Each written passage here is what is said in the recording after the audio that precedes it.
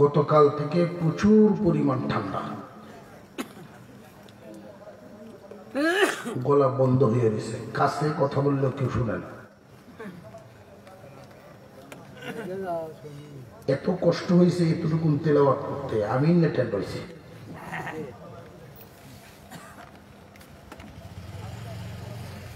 তখন বুঝে আসে যে আল্লাহ এক একটা নিয়ামত, আমাদেরকে যে আল্লাহ কত নিয়ামত দিচ্ছেন, কোন নিয়ামতটাকে ছোট চোখে দেখার মতো আছে।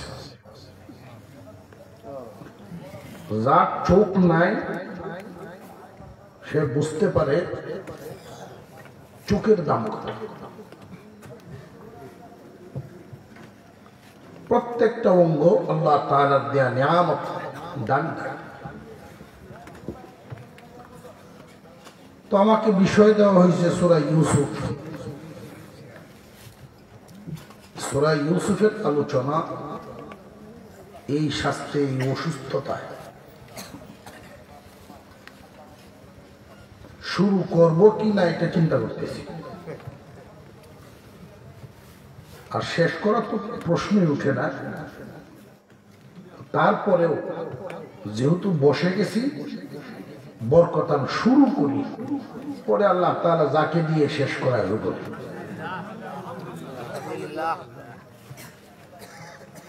ইউসুফ আলাইহিস সালামের এই ইতিহাস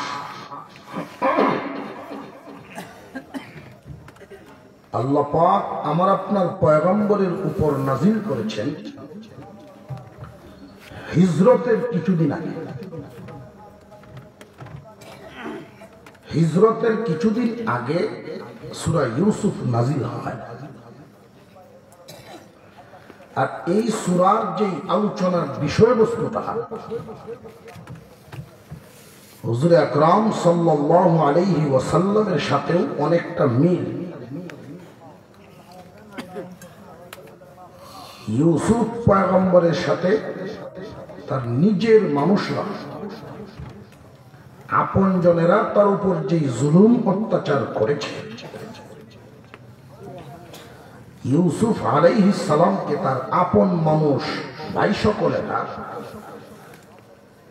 কি পরিমাণ নির্যাতন করলো, বাবা থেকে সন্তানকে আলাদা করলো, বাড়ি থেকে ছেলেকে বের করলো, নিজের দেশ ছাড়া করলো। এই যে এত অত্যাচার করে দেশ ছাড়া করলো, আল্লাহ পাক যার উপরে সহায় হয় তার কি আর কোনো ভয় আছে? আল্লাহর রহমতের চাদরে ঢেকে কানান থেকে নিলেন মিশরে। সাধারণ কোন মানুষের ঘরেও ঢুকাতে পারতেন, আল্লাহ ঢুকাইছেন আজিজে মিশরের। সেইখানে আল্লাহ এতটাই ইজ্জত সম্মান ওনাকে দিলেন, কালক্রমে এই যে ভাইয়েরা বাড়ি ছাড়া করেছিল, অত্যাচার করেছিল, সেই ভাইয়েরাই ভিক্ষা ঝুলি নিয়ে সামনে দাঁড়াইছে। আপনার আমার পয়গম্বরকে আল্লাহ,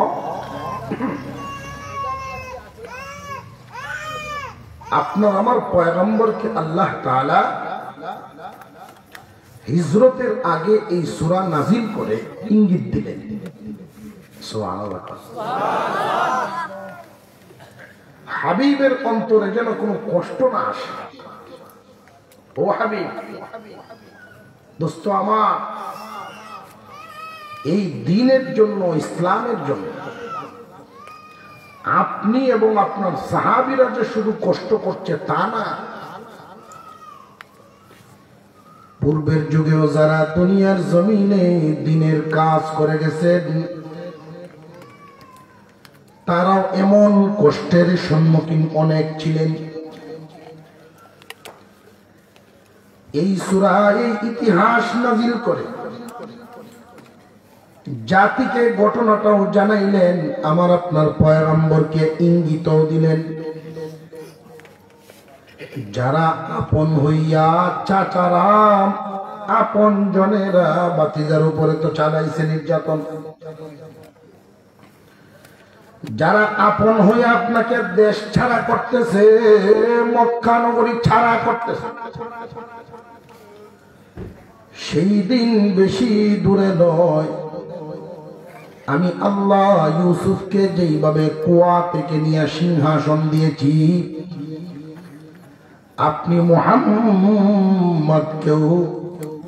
মক্কা থেকে হিজরত করায়া নিয়া মদিনার থেকে ঘুরায়া আইনা আবার এদের সব মানুষ আপনার কাছে গিয়ে হাজির হবে। আপনার সামনে ওরা জান ভিক্ষা চাইবে, নত জানু হয়ে দাঁড়ায় থাকবে। সবকিছু দেওয়ার মালিককে জানবি মেরে থাকলে হতো না। সবকিছু দেওয়ার মালিককে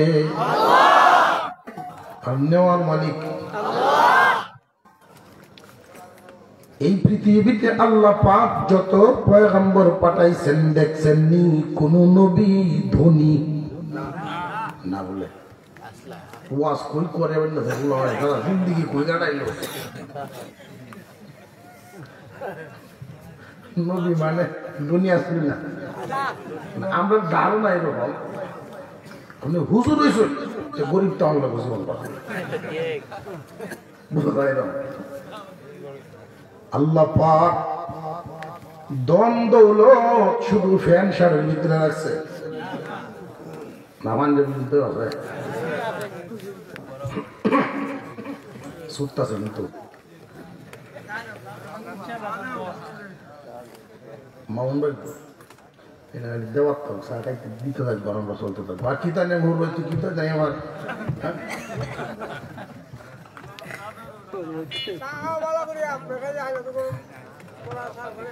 আলহামদুলিল্লাহ কর আল্লাহ মাহফিলকে কবুল করুক বলুন। কোন কোন পয়গম্বরকে আল্লাহ এত দৌলত দিয়েছেন, তাম দুনিয়ার রাজত্ব আছে না নাই? আবার এমনও গরিব ছিলেন পানি পান করার পেয়ালাটাও শেষ পর্যন্ত রইল না। আল্লাহ পাক দুনিয়াদারির ক্ষেত্রে সর্বোচ্চ সীমায় উঠাইছেন, মহান মৌলাই করিম সর্বনিম্নেও নেওয়াইছে। দুইটা সীমা রেখা রাখছেন, ধনী হইলে দুনিয়ার বাদশাহী পাইবা, এর উপরে তো আজ করতাম। আমি আল্লাহ আমার পয়গম্বর দিয়ে বাদশাহীও করাইছি। আর গরিব হইলে এই পরিমাণ গরিব হইতে পারবা যে হাতের পিয়ালাটাও থাকবে না, এর নিচে আর কোনো গরিবই নাই। আল্লাহ তাআলা মাপকাঠি রাখলেন, এর ভিতরে তোমাদের জিন্দেগি কিয়ামতের কঠিন ময়দানে অজুহাত দেখায়া বাঁচতে পারবা না রে বান্দা। অনেক মানুষ আল্লাহর দরবারে বিভিন্ন অজুহাত নিয়ে দাঁড়াইবে, জিজ্ঞাসা করা হবে নামাজ কেন পড়লা না, নামাজ পড়ছো কি না, এইভাবে জিজ্ঞাসা। এইভাবে জিজ্ঞাসার উদ্দেশ্য হলো তুমি যদি কও যে পড়ছি তাহলে আমি বুঝলাম, আল্লাহ নামাজ পড়ছেন না পড়ছেন না এইভাবে জিগাইবেন না, কারণ পড়ছি কি না আল্লাহর জানা আছে না নাই, তিনি সব জানেন। এরপরেও মহান আল্লাহ আমাদেরকে নিয়ামত দেয়া বন্ধ করেন না। কোন একদিন কি সূর্যের আলো নামাজ না পড়ার কারণে বন্ধ হয়েছে, বৃষ্টির পানিও বন্ধ থাকে নাই, অক্সিজেনও শ্বাস প্রশ্বাস নিতেছি বন্ধ হয় নাই। আল্লাহ রব্বুল আলামিন হাসরের মাঠে জিজ্ঞাসা করবেন নামাজ কেন পড়লা না। এই সময় কোন কোন মানুষ অজুহাত দাঁড় করাবে আল্লাহর সামনে।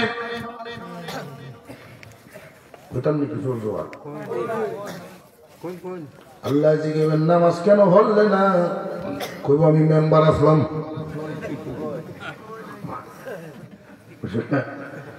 সারা ওয়ার্ডের চিন্তা ভাবনা যা ছিল সব আমার মাথাটা ছিল। এগুলো ওয়ার্ডের সকল তারা তো ক্লিয়ার করত।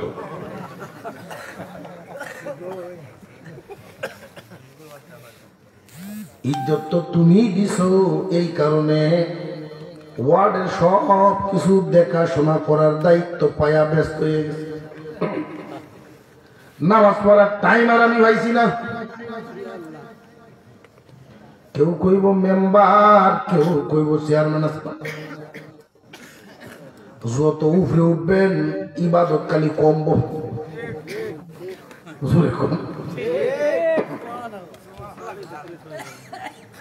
আল্লাহ পাক রব্বুল আলামিন তখন দায়িত্বশীলদের সর্বোচ্চ দায়িত্বশীল তামাম পৃথিবীর রাজত্ব চালাইছেন পয়গম্বর সুলাইমান আলাইহিস সালামকে দেখাইলেন। একটা ওয়ার্ড, একটা ইউনিয়ন চালাই আমার শ্রদ্ধা দেও নাই। দেখো আমার সুলাইমান তামাম দুনিয়া চালাইছে। একটা মুহূর্তের জন্য আমি আল্লাহর শ্রদ্ধা দেওয়া বন্ধ করে নেই। আরো জোরে কোন মানুষ অজুহাত দেখাইব নামাজ কেন হললে না রে সলিমুদ্দিন, তুই কেন হললে না? আমার কোনো দোষ নাই, মেসা বলতে দোষ।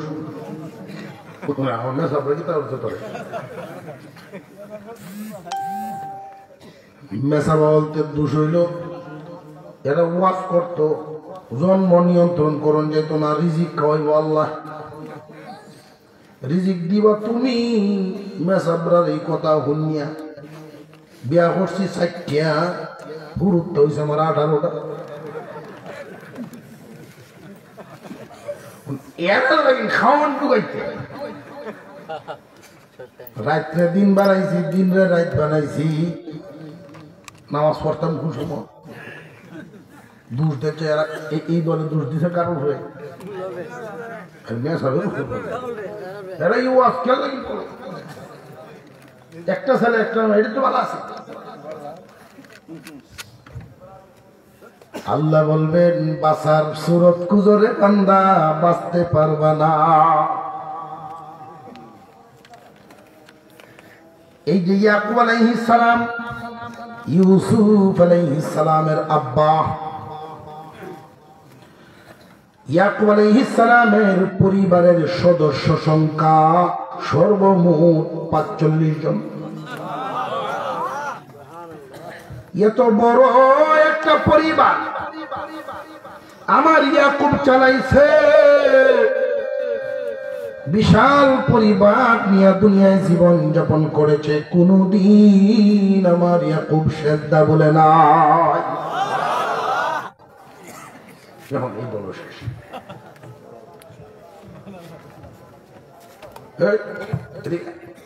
তুই করে বললে না আমার কোমর বেদনা আছি এবং বেদনা উঠলে কিছু লোক আছে বুড়া হয়েছে। এরপরেও যদি জিজ্ঞাসা করা হয় নামাজটা কেন পড়েন না, তুমি তো কইবাই ওই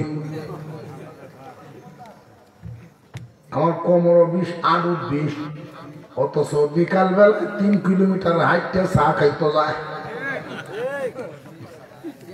আছে না নাই? উঠতে আল্লাহ গো বইতে মায়া বইয়েরা করে। আল্লাহ তুমি রূপ দিয়া ফালায় রাখছো, এই জন্য তোমারে ডাকতাম পারছি না। মহান আল্লাহ পাক দেখাইবেন আইয়ুব পয়গম্বর, আইয়ুব আলাইহিস সালামকে আল্লাহ দেখায় বলবেন দেখো আমার আইয়ুবের গায়ে গোশত বলতে রইল না, শুধু সুস্থতার মধ্যে জিহ্বাটাই ছিল ভালো। সারা দেহের মধ্যে দুইটা অঙ্গ। আমার আইয়ুবের সুস্থ ছিল এই দুইটা অঙ্গ, জিহ্বাটা, কলবটা। এই দুইটা অঙ্গ আমি আল্লাহ আল্লাহ বলে কাটাইতো।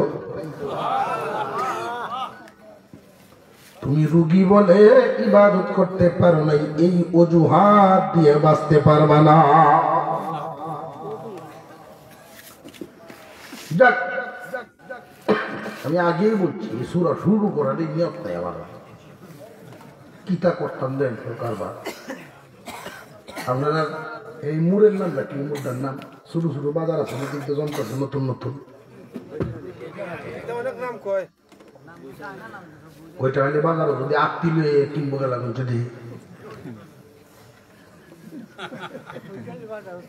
আমরা রাজনৈতিক কারবার রায় সময় বুকে সকলটায় মিলিয়া এলামার কোনো দরকার আছে গিয়া।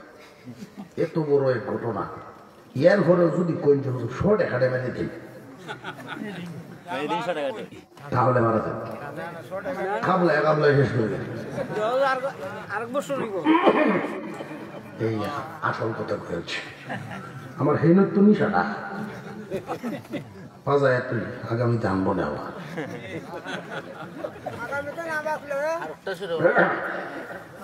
মরার চিন্তায় 24 ঘন্টা মরার চিন্তা ভিতরে লইয়ে ঘুরে পাইছি একজন মানুষ।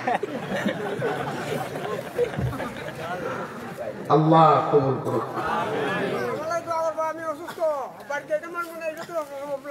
আল্লাহ ফেরেশতার মতো কথা।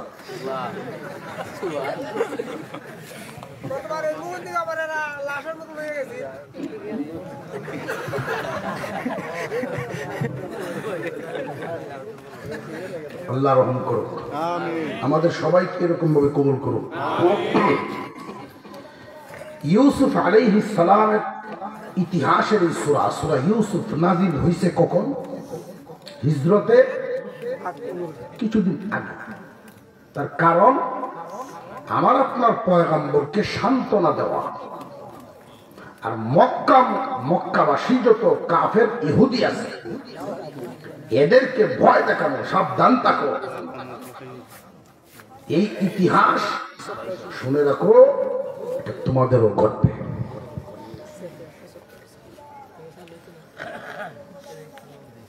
এর একটা প্রেক্ষাপট হলো নাজিল হইছে হিজরতের আগ মুহূর্তে, আগে আগে নাজিল হওয়ার একটা কারণ ছিল।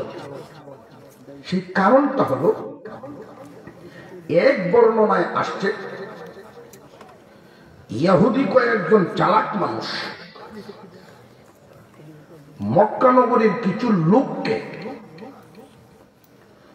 রাসূলুল্লাহ সাল্লাল্লাহু আলাইহি ওয়াসাল্লামের দরবারে পাঠাইছে যে তোমরা গিয়া মুহাম্মদকে প্রশ্ন করো যে কওমে বনি ইসরাইলের যে এই বংশধর, এদের আদি বাড়ি ছিল, আসল বাড়ি ছিল সিরিয়ার কেনান নগরে। সিরিয়ার কেনান নগরের বাসিন্দারা মিশরের বাসিন্দা কেমনে হইল, এই ইতিহাস যেন জানা যায়। যদি হুবহু আমরা তার সাথে মিলে,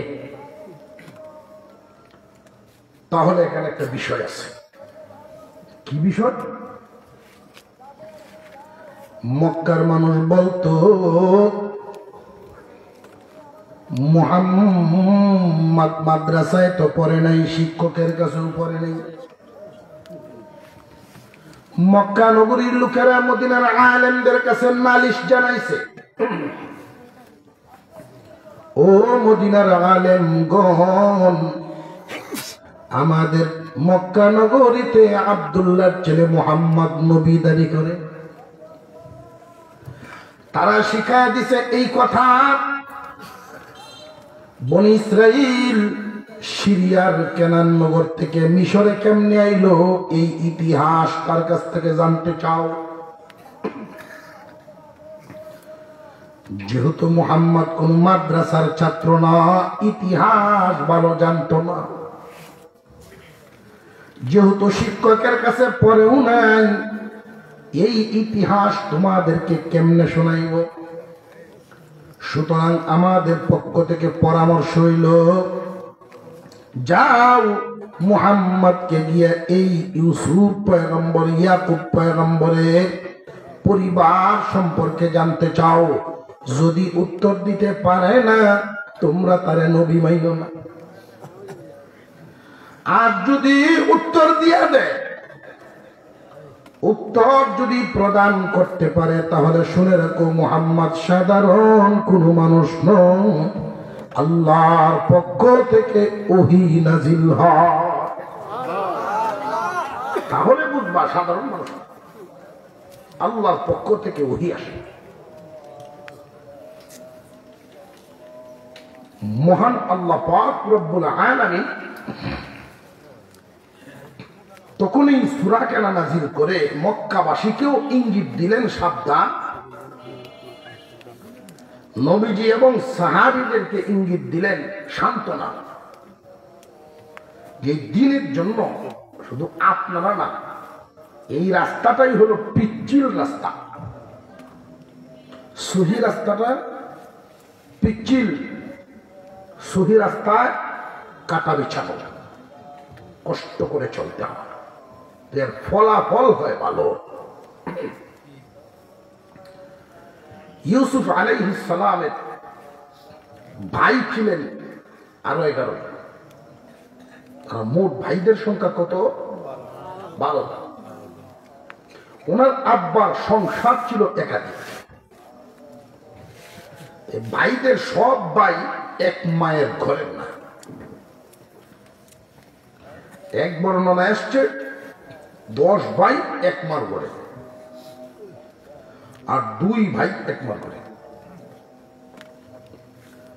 2 ভাইয়ের মধ্যে এক ভাইয়ের নাম ইউসুফ, তার ছোট আরেক ভাইয়ের নাম বিনিয়ামিন। ইউসুফ আলাইহিস সালামের বয়স যখন 4 বছর, কয় বছর? 4 বছর। বিনিয়ামিনের বয়স তখন 6 মাস। তখনই শারীরিক দুর্বলতার কারণে পয়গম্বর ইউসুফ আলাইহিস সালামের আম্মা দুনিয়ার জমিন থেকে বিদায় হয়ে যায়। ইয়াকুব আলাইহিস সালামের সামনে বিরাট এক পরীক্ষা পড়ে গেল। সন্তান যদি মা হারা হয়, বাবার দায়িত্ব বেড়ে যায়। আপনি বাজারে যান বিকালে, সন্তানরা বাড়িতে কি করে এই চিন্তা মাথার থাকে না, কারণ চিন্তা বহন করার মানুষ বাড়ি আছে। আপনি হাওড়ে কাজে যান, দোকানে ব্যবসায় যান, আপনার সন্তানাদি ছেলে মেয়েরা কি করে এই টেনশন মাথায় রাখা লাগে না, কারণ দেখাশোনা এদেরকে গুছিয়ে রাখার লোক আপনার আছে। যেই দিন এই লোকটা না থাকবে, তখন তো সেই পরিবারের পুরুষ গার্জেনের বিশাল দায়িত্ব বাড়ে, ঠিক না বেঠিক? ইউসুফ আলাইহিস সালামের 12 জন ভাই, পক্ষ হইল 2টা। বড় পক্ষের 10 ভাই একই মার গর্বে, ছোট পক্ষের 2 ভাই। বড় পক্ষের 10 ভাই এক মার, আর ছোট পক্ষের 2 ভাই এক মায়ের। বড় পক্ষের যে 10 ভাই সবাই বড় বড়, ছোট পক্ষের 2টা ভাই, একজন তো 4 বছর আর একজন 6 মাস। ইয়াকুব আলাইহিস সালামের জিম্মাদারি, এদের দেখাশোনার দায়িত্ব এই 10 জনের বেশি দেখুন লাগে না এই 2টি ভাই। এই 2 জনের মধ্যে আবার 6 মাসের শিশু বিনিয়ামিনকে যে কেউ দুধ পান করায় ঘুম পাড়াইতে পারে, 6 মাসের শিশুটা তার খাবারের সময় যদি খাবার পায়, ঘুমের সময় ঘুম, গোসলের সময় গোসল, তার সেবা পাইল। আবেগ আসার সময় তার আসে নাই। 6 মাস বয়স, এর চাইতে বেশি বুঝদার তো 4 বছরের বাচ্চা। ইউসুফ আলাইহিস সালামের বয়স যখন 4, মাকে হারায়া বাবার কাছে বেশি যায়। ইয়াকুব আলাইহিস সালাম ইউসুফকে কাছে কাছে রাখতেন, নিজের হাতে গোসল করাইতেন, নিজের হাতেই খাবার খাওয়ায়া দিতেন। ইউসুফ আলাইহিস সালামকে ইয়াকুব আলাইহিস সালাম দিন যত যায় আদর তত বাড়ে। এই আদরটা যে উনি করতেন, বেশি পরিমাণে আদর করতেন ইয়াকুব আলাইহিস সালাম, বেশি বেশি আদর করতেন ইউসুফ আলাইহিস সালামকে। এই বেশি আদর করাটাই এক সময় ওনার জন্য কাল হয়ে দাঁড়ায়। 10 ভাই প্রতিহিংসায় জ্বলতেছে। আব্বা বেক করে উঠতে হন, আব্বা বুঝুন না কারারে আদর করার কথা আর কারে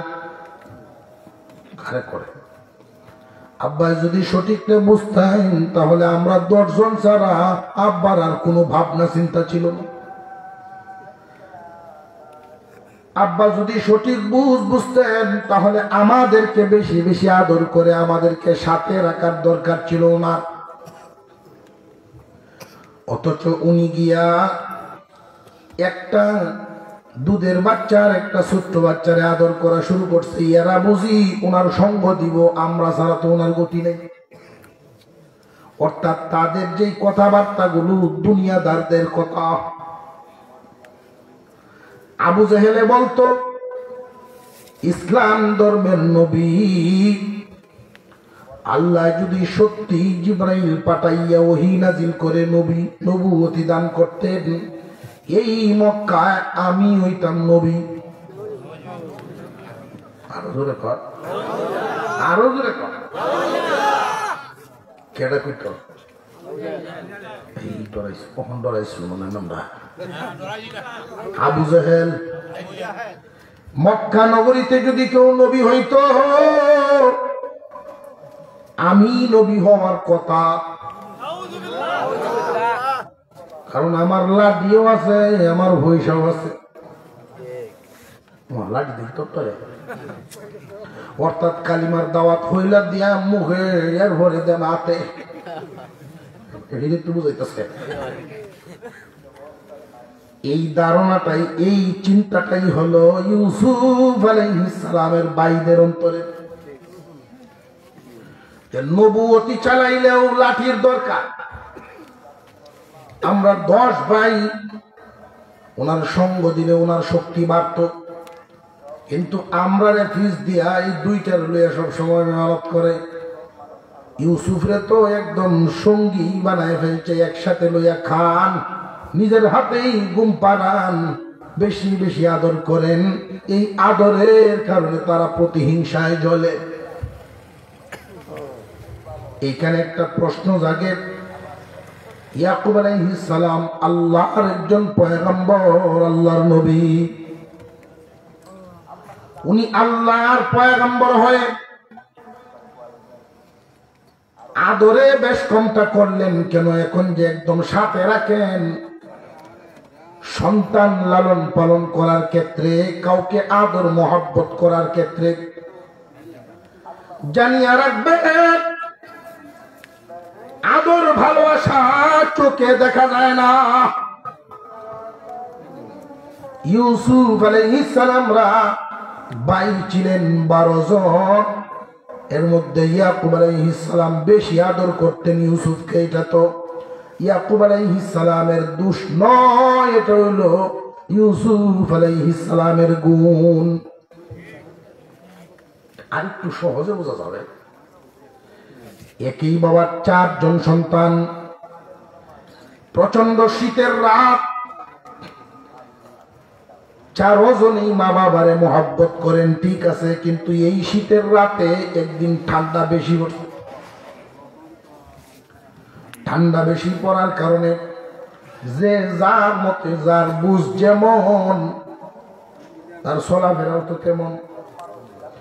সবাই যার যার রুমে আছে, বিবি বাচ্চা নিয়ে আছে। আর একজন বড় পেরেশানির সাথে উঠে গেছেন, তেলের শিশি একটা নিচে হাতে করে, আমার আব্বার পায়ে যদি তেলটা একটু বসায় ডইলা দেই, এই শীতের রাতে পাটা গরম থাকবো। বাবা যখন দুপুর বেলায় গোসল করার জন্য বাড়িতে আসেন, এই প্রচন্ড ঠান্ডা, আব্বা ঠান্ডা পানি দিয়ে গোসল করলে ভিতরে কফ জমতে পারে, বাবারে গরম পানি এই ছেলেটা করে দেয়। বাবা যখন কোন অসুস্থতায় ভোগেন, এই সন্তান বাবারে কাঁধে উঠায় নিয়ে সেবা করে। বাবা যখন কোন চাহিদা পেশ করেন, সন্তান নিজের কথা ভাবে না, বাবার মনের চাহিদা পূরণ করতে চায়। সন্তান তো সবগুলোই, এটাও বাবার সন্তান। বলুন তো দেখি, চলাফেরা করার সময় মাঝে মাঝে এই খাদেম সন্তানের প্রতি মা বাবার অন্তরের দোয়া যাইবনি না যাইত না? এই যে অন্তরের দোয়াটা যায়, এটা কি বাপের দোষ না সন্তানের গুণে? ইউসুফ আলাইহিস সালামকে ইয়াকুব আলাইহিস সালাম আদর করতেন, যতটা কারণ আছে এর মধ্যে একটা কারণ হইল, এটা তো ইয়াকুব নবীর দোষ নয়, ইয়াকুব আলাইহিস সালামের দোষ নয় ছেলেকে বেশি আদর করা, বরং এটা ছিল আমার ইউসুফের গুণ। আমার ইউসুফের গুণের কারণেই আমি তারে আদর বেশি করতাম। আরেকটা কারণ আছে, আমাদের সাধারণ চক্ষুর নজর আর অলিগণের নজর কি একরকম?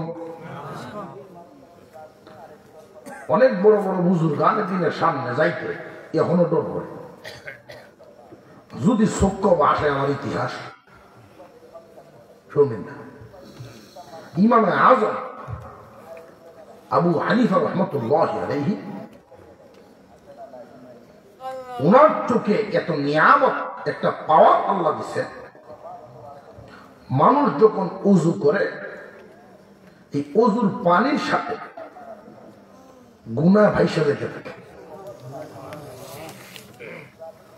তো ওযুর পানির সাথে যখন গুনাহ ভাইসা যেতে থাকে, এই দৃশ্যটা যখন উনি দেখে ফেলতেন, তাহলে ধরাত না লোকটি ধরা। আবু হানিফা রাহমাতুল্লাহি আলাইহি দোয়া করেন, আল্লাহ এই গুণটা তুমি আমার কাছ থেকে নিয়ে নেও, যদি গো ওইটা আমার মধ্যে থাকে, আর প্রতিদিন আমি মানুষকে দেখি আর বুঝি কে গুনাহগার কে নেক।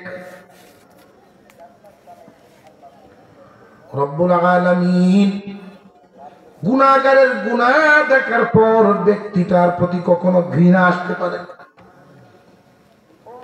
এই জন্য মানুষ যত গুনাই করুক না কেন, মানুষকে ঘৃণা করবা না, ঘৃণা করবা তার এই দুষ্টানে।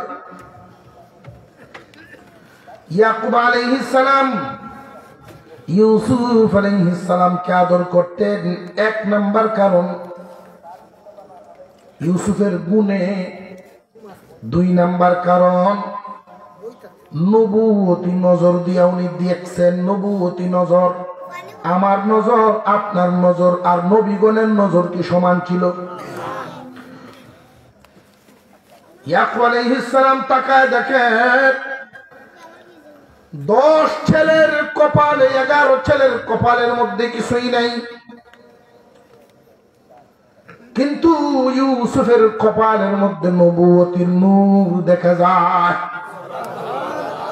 আরেকটু জোরে কোন সুবহানাল্লাহ।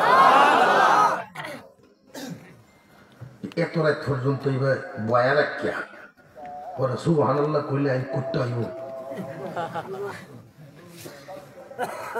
গতকালকে এক জায়গায় মাহফিলে ছিলাম, হাজি সোহান একটু কষ্ট হয় তার মুখ থেকে তসবিহ তালিম বের করতে।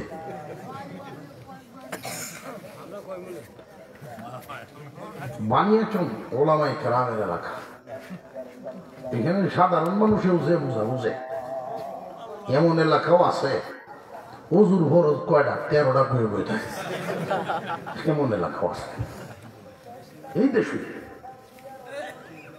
বানিয়াচুনের মানুষ আলেমুল আমাদের দেশের মানুষ, তারা বুঝেন জানে। এই জন্যই সতর্কতাও বেশি থাকতে হয়। মসজিদে মুসল্লিদের সংখ্যা বেশি, জামাতে 5 ওয়াক্তে, এটা ভালো।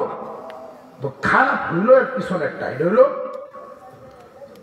মসজিদ থেকে ওয়াক্তের নামাজ সাইডিয়া জুতা পাও দিতে তাহে আর জিগায় উমুহের বুথের কি তৈছে আর হুমুহের কি তৈছে।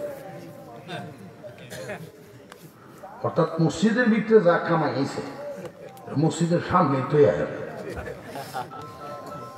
গিবত শেখায়। এগুলোর থেকে জবান হেফাজত করতে।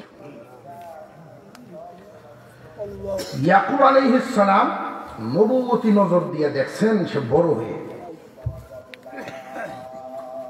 নবুয়তির নূর তার কপালে দেখা যায়। 10 জন চলে একদিকে, ইউসুফ আলাইহিস সালাম আব্বার সাথে একদিন ঘুমাইছেন, ঘুম থেকে আশ্চর্য হয়ে উঠছে, ওইটাই বাবারে বলতেছেন, ইন্নী রাআইতু 11 কাওকাবা 11 কাওকাবান والشمس والقمر والقمر رأيتهم لي ساجدين। আব্বা স্বপ্নে দেখেছি 11টা তারকা, চাঁদ এবং সূর্য। ও আব্বা আমি স্বপ্নে দেখেছি 11টা তারকা, চাঁদ এবং সূর্য আমার সেজদা দেয়। আরো জোরে কন্যা সুবহান। ইয়াকুব আলাইহিস সালাম স্বপ্নটা শুনে টান দিয়া বুকে জড়ায়া ফেলছেন। সন্তান যদি নামাজ পড়ে মা বাবার অন্তর খুশি হয় এদেরকে নামাজ পড়া দেখলে। আবার সন্তান যদি নামাজ কালাম না পড়ে, অনেক গার্জিয়ান আছে সন্তানের এই না পড়ার কারণে সহ্য করতে পারে না, ব্যথা পায়। আবার কোন কোন গার্জিয়ান এমন আছেন, এমন সন্তানই আল্লাহ দিছেন সন্ধ্যা বেলায় আসতে পারেন নাই। আল্লাহ তাআলা এমন সন্তান দান করেছেন যেই সন্তানের চলাফেরায় মা বাপ খুশি থাকে। ইয়াকুব আলাইহিস সালাম এই সন্তানটার প্রতি এতটাই তিনি খুশি। কেমনে বুঝলেন খুশি? যে খুশিটা বুঝলাম আয়াতের শুরুতে ডাকটা অনুযায়ী। আমরা যখন সন্তানের প্রতি খুশি হই, ভালো রেজাল্ট করলে আমরা খুশি হই। কেউ যদি সুনাম কয় না তোমার হুটটা দেখলেই সালাম দেয়, খুশি হইনি আমি। সন্তানের প্রতি যখন মা বাবা খুশি হন তখন এই সন্তানকে আর নাম ধরিয়া ডাকে না, খুশির ডাক বাবা শোনা চান লক্ষ্মী। ইয়াকুব আলাইহিস সালাম লক্ষ্য করেছেন তার স্বপ্নটা ফজিলত এবং মুবারক স্বপ্ন। আমার এই ছোট্ট একটা বাচ্চা এরকম মুবারক স্বপ্ন দেখছে, বাবার অন্তর তো খুশি হইবই। কিন্তু এমন বাবাও আছে সন্তান যদি নামাজি হয় যে পরিমাণ খুশি হয়, গানে দাঁড় হইলে এর চেয়ে বেশি খুশি হয়। কাজ গেলে হলাম আমি তো করবই। কিন্তু ইয়াকুব আলাইহিস সালাম দিনদারের দিক নজর রেখে সন্তানের প্রতি খুব খুশি। ইয়াকুব আলাইহিস সালাম বলেন, কলিজার টুকরা শোনো, আল্লাহ পাক রব্বুল আলামিন তোমাকে যে স্বপ্নটা দেখাইছেন, লা তাকসুস রুইয়াক, ইউসুফ এই স্বপ্নটা কিন্তু তুমি কইও না। সব স্বপ্ন বলতে নেই, স্বপ্ন বলতে নেই। লা তাকসুস রুইয়াকা আলা ইখওয়াতিক, তোমার ভাইদের কাছে স্বপ্ন কইও না। কাদের কাছে? ভাইদের কাছে। এত ফজিলতপূর্ণ স্বপ্ন, বরকতপূর্ণ যেহেতু স্বপ্নটা, হয়তো দূর আর কোন মানুষের কাছে কইও না, এটা মনে মানে যুক্তির সাথে মিলে। তোমার ভাইদের কাছে কইও না। তার কারণটা হলো, এই স্বপ্ন যদি তোমার ভাইরা শুনে প্রতিহিংসার আগুনে জ্বলবে, যেটা আল্লাহ পছন্দ করেন না। আল্লাহ পাক রব্বুল আলামিন তোমাকে এই স্বপ্ন দেখাইয়া তোমার মর্যাদা হবে এটা বুঝাইছেন।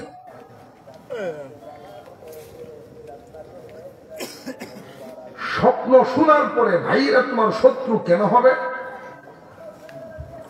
লক্ষ্য করে দেখেন, বর্তমান সময়ে দূরের মানুষের সাথে শত্রুতা বেশি হয় না কাছের মানুষের?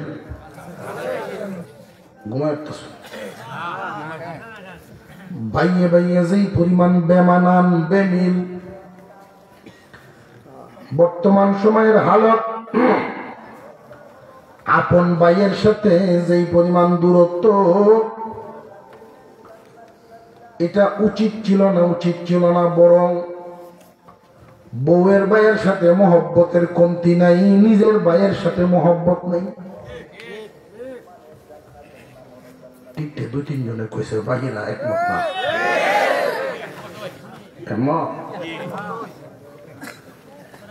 বর্তমান সময়টা এমন একটা সময় আমরা পার করতেছি, শত্রুতা দূরের মানুষের সাথে কম হয়, কাছের মানুষের সাথে বেশি হয়। আর কাছের মানুষের সাথে যেই বিষয়টা নিয়ে আমাদের দূরত্ব তৈরি হয়, কাছের মানুষদের সাথে, চাচার সাথে বাতিজা, বড় ভাইয়ের সাথে গোষ্ঠীর বড় ভাইয়ের সাথে ছোট ভাইয়ের, আপনজনদের মধ্যে যেই দূরত্বটা তৈরি হয়, বড় কিছু নিয়ে নয়, ছোট ছোট বিষয় নিয়ে, ছোট ছোট বিষয় নিয়ে লাগে। নিজেদের মধ্যে লাগছে, চাচার বাতিজার মধ্যে লাগছে শিম টান দেওয়া নিয়া। চাচায় কয় 4 আঙ্গুলের মাথাটা এদিকে আইব, বাতিজাই কয় না, আমি কাগজ দেখে রয়েছি জীবন বড়, তুমি আমার বাপের ঠকাইছো, আমরা দেখো না সুযোগ দিতাম। কয় না। এই যে একটা দূরত্ব তৈরি হইয়া যায়, এই যে দূরত্বটা তৈরি হয়, মূলত দূরত্বটা তৈরি করে কে? শয়তান। কে করে? সমাজের মধ্যে এই জাতের কিছু লোক থাকবে, এলোমেলো লাগাবে, দেখতে মনে হইবে মানুষ, খাসলতে শয়তান। এখন দুই ভাই ভিতরে ঝগড়া লাগবে, থামসইন, সারা সকালবেলা চিল্লা ফিল্লি, খুব লাঠি টানাটানি হয়েছে। আপনারা তো থাকলে বলছেন ভাইয়ার ভাই কারবার। বিকালে আপনার দ্বারো গেছে, একটা চা খাওয়াইছে, আগে নিজের পয়সা খরচ করে চা খাওয়াই এখন উল্লেখেছে, শুনলাম এবারে উল্লেখ খুব বেড়াগিরি দেয়, কাছে তরে লিয়ে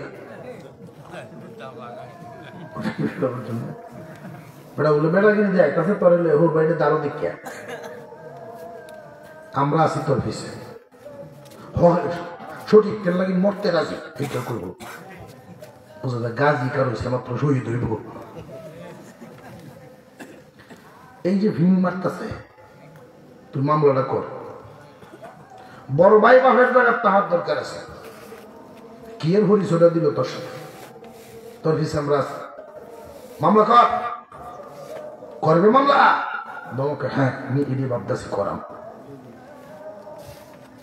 কত ল নিজের পয়সা লইয়া, নিজের ভয়ের তো পয়সা খরচ করিয়া শুরু করে লইয়া মামলা একটা করাই সিটির মধ্যে বড্ডার নামে। দুই ভাইয়ে ভাই ঝগড়া, ছুট্টারা দিয়ে বড্ডার নামে মামলা। এমন মানুষ আছে। মামলা হয়তো সপ্তাহ 2 সপ্তাহ 15 দিন পরে নিষ্পত্তি। এই শয়তানের কারণে যে ভাইয়ের কলিজাতে একটা দাগ ঢালাচ্ছে, এর মরণের আগে ফুটতো না। বুঝে আসতেছি বিষয়টা? নিজেদের ভিতরে ফাটল, নিজেদের ভিতরে দূরত্ব কেন তৈরি হয়? শয়তানে করায়। বাইয়ে বাইয়ে মিল থাকার কথা, বাই তো কখনো বাইয়ের শত্রু না। চাচা কখনো বাতিদার শত্রু হতে পারে না। ভাই কখনো ভাইয়ের দূর না, কিন্তু দূর করায় শয়তানে। ভাইয়ে ভাইয়ে যদি গন্ডগোল লাগাইবার নাও পারে, শয়তান শেষমেশ বাবির হয়ে গে নাজিল হয়। হিন্দুকে ধরা কয়টা বাড়ি, কয়টা গোষ্ঠী এমন পাবেন যে ওই পরিবারের মধ্যে 20 বছর আগে যেই পরিমাণ মিল মোহব্বত তাদের বাপ চাচার আমলে ছিল, এখনো এরার ভিতরে এরকম মিল আছে। এরকম কয়টা পরিবার হইবে? এই যে দূরত্ব গুলো তৈরি করে, মানুষ শয়তানও আছে, জিন শয়তানও। মানুষ শয়তান, মানুষ শয়তান আছে। ও ইউসুফ, এই স্বপ্নটা তোমার ভাইরার কাছে কইও না। তারা যদি শুনতে পারে তোমার বিরুদ্ধে চক্রান্তের জাল বলব। কি এর জাল? চক্রান্তের জাল বলাই। আল্লাহ পাক ইউসুফ আলাইহিস সালামের এই ঘটনার মধ্যে বহু দিক নির্দেশনামূলক আলোচনা রাখছেন। যদি এই আলোচনাটা একই আমার মুখ থেকে শুনুন লাগে, তাহলে আমার আগের দিন দাওয়াত করে আনন্দ লাগবো। আমি আগে থাকবাম সারাদিন থাকিয়া মুরুগের দুটো খাইয়া এসান নামাজ পড়ে বয়বেন বা মাগরিব পড়ে শুরু করলাম, মাঝখানে একটা স্টপিস দিলাম 11টা। এসান নামাজ পড়ে আরো 4 টাকায় শুরু করলাম, 12টা একটা নেই। এটা একটা মজা আছে। আর অনলাইন উঠলাম, দেখতে বলছেন একটা বিশাল এক জিনিস, কি আপনি কিতা করেন দিই। ইউসুফ আলাইহিস সালাম আড়াই গেছেন গিয়ে পরে, তারপরে আমার ভাই আছে শেষ করানো তারা তো গতি নাই। মাঝখানে কি হয়েছে তবে এই সূরার একটা ফজিলত করে উঠে গেছে। ফজিলত হলো কোন গর্ভবতী মহিলা এই সূরা যদি বেশি বেশি তিলাওয়াত করে, হয়তো মনে মনে কইতেন করে নজর এই তখন কইলেন বেটে নামাজ হলে না, আমরা সূরা পড়াইতেছি। বরং এই অবসর সময় টেলিভিশন কিনে এনে দিয়েছে জামাইয়া খুশি হইয়া বই বই টিভি দেখবা। এই জন্যই আমাদের ঘরগুলো রহমত বরকত থেকে শূন্য হয়ে যেতেছে। সন্তানের উপরে কোরআনের আসর পড়বে, মাগো সূরা ইউসুফ তিলাওয়াত করবা, সন্তানটা তোমার সুন্দর চরিত্রের অধিকারী হবে, সমাজের কল্যাণমূলক কাজ করবে, সমাজের উপকারী হবে, আল্লাহর বড় প্রিয় হবে, চরিত্রবান হবে, ধৈর্যশীল হবে, অনেক গুণের অধিকারী হবে সন্তান। তার মা যদি তারে গর্বে নিয়ে সূরা ইউসুফ তেলাওয়াত করে,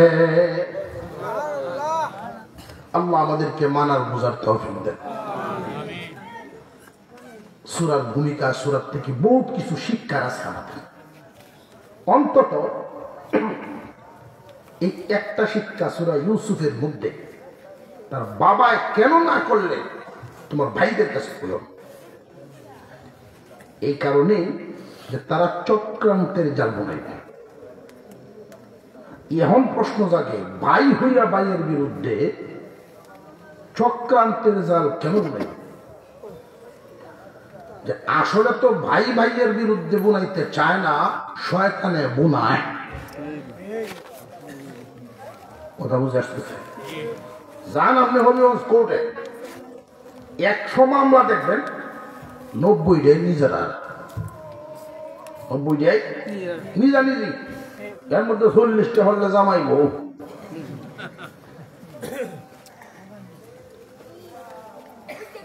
নিজেদের ভিতরে দূরত্বটা আল্লাহ যেন আমাদের মধ্যে কমিয়ে দেন। নিজেরা নিজেরা মিল থাকলে, এই 5টা আঙুল একসাথে রাখলে শক্তি জমে, ছড়ে গেলে শক্তি কমে যায়। শয়তানের কাজেই লইয়া আখিরাতও আড়াইব মুমিন, দুনিয়াও আড়াইব যদি মুমিন দুখাত করে বেমিল বানায়া দেয়। নিজেদের অনৈক্য দুর্বলতার কারণ। আল্লাহ তাআলা আমাদেরকে বুঝার তৌফিক দেন। মুরব্বীরা আছেন, তারা আখিরে মুনাজাত করবেন, আমার কষ্ট হইতেছে, ব্যথা হইতেছে।